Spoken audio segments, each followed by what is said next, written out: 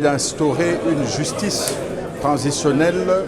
ayant pour objectif la recherche de la vérité, de la paix, de la réconciliation,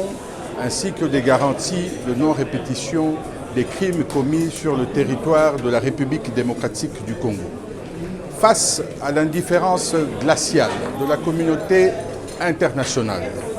je vous exhorte tous à un sursaut de conscience afin de mener ce combat de dignité. Il est donc impérieux à tout Congolais épris de justice de s'approprier de cette démarche qui est celle d'intensifier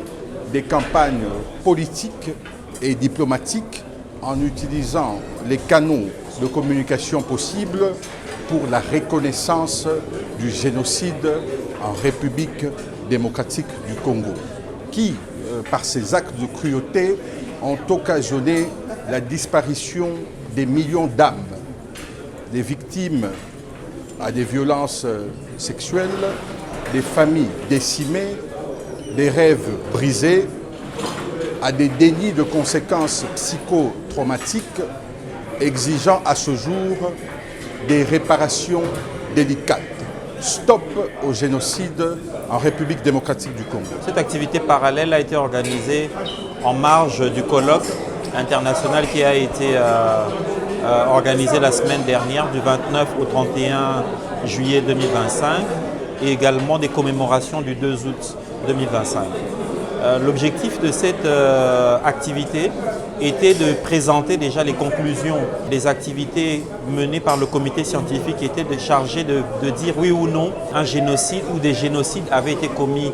en République démocratique du Congo sur son territoire et quels sont les faits, quels sont les actes que l'on pourrait qualifier de génocide en République démocratique du Congo qui doit soutenir justement le plaidoyer que son Excellence, Monsieur le Président de la République, a demandé que nous puissions porter, à la fois localement, mais également auprès des instances internationales dans le monde, pour faire connaître la voix de la RDC qui a connu sur son territoire,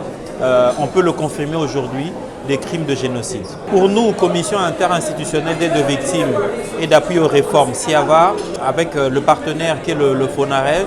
nous allons mener une série d'actions avant les activités parallèles prévues respectivement en marge de la 60e session du Conseil des droits de l'homme, mais également de la 80e session de l'Assemblée générale des Nations unies à New York, les activités ici localement, notamment avec les membres du corps diplomatique accrédité en RDC pour leur faire connaître, suivant les instructions de son Excellence, Monsieur le Président de la République, la position de la RDC sur le génocide qui a été commis ici, mais également avec